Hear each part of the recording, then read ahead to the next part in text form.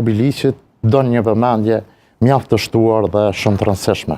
Sigurisht që komuna Obiliqit ka nevojë për drënj, ka nevojë për të menduar një kreativitet më të madh në ambient.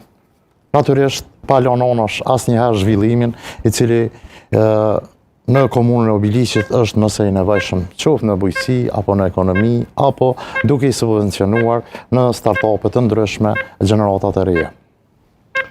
Faleminderit zoti Thaçi, i sakt nga ana tjetër, koha 3 minutë për kryetarin, zotin Xhafer Gashi. Undroni. Faleminderit kushtrim edhe pse e di që koha është jashtëzakonisht e shkurtër, do të bëj përpjekje me shpalos pjesën e kështu është të programit qeverisës për 4 vitet e ardhshme në komunën tonë. Lejoni që fillimisht ju falenderoj për ftesën juve kandidatët për kryetarët i përshëndes dhe gjithë qytetarët e komunës së Obiliqit që janë duke e ndjekur këtë emision.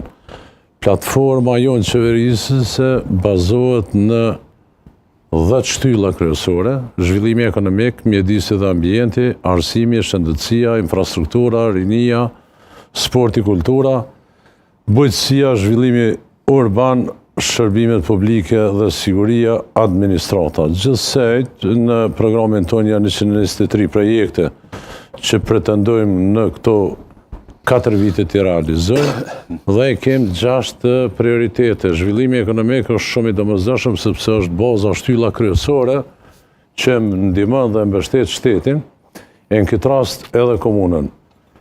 Duke bazuar nga 2014 që kanë qenë 211 biznese, në 2025 në janë 662 biznese që krijojnë mundësi të hyra edhe shumë më shumë për komunën tonë. Është fati mirë që komuna jonë ka aktivizuar zonën industriale e që në zonën industriale janë 21 biznese që 10 prej tyre, realisht 11 prej tyre kanë filluar zhvillimet e aktiviteteve të tyre dhe investimi në total është rreth 28.311.000 euro dhe kanë gjetë punë 458 vetë. Janë edhe 10 në zhvillim dhe që presëm deri në fund që t'jenë dikon rreth 1.160 punëtorë. Është fati mirë për Obiliqin, po edhe për Kosovën që komuna jonë është në mesin e 15 komunave që kontribuon më shumëti në buxhetin e Kosovës dhe të komunës, këtë rast 282 milion komuna jonë participon në buxhetin e shtetit, është mesin e 15 komunave. Këto dhe shumë çështje të tjera, fatmirësisht i ka kriju mundësia edhe me planin zhvillimor komunal, edhe me ortat zonale që janë të aprovuara, dhe kemi arritë që edhe brezin e korridorit zhvillimor mundësi të reja për bizneset në M2 Obiliq-Millëshev, Prishtinë-Obiliq, Obiliq-Mazgit dhe në mes të Mazgitit dhe rruga për Obiliq.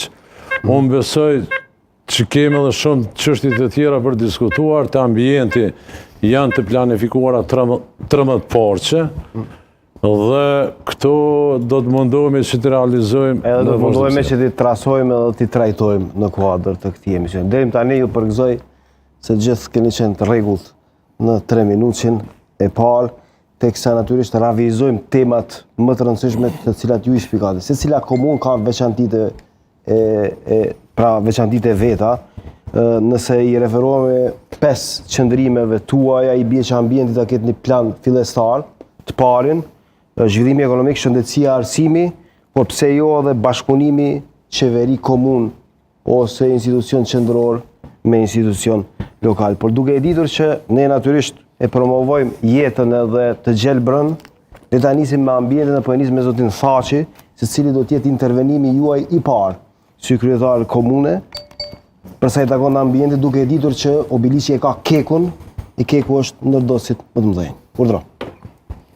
Sigurisht që keku ka ndërmarrë, është duke ndërmarrë masa për ta evituar ndotjen, janë në drejtim për të ndruar filtrat.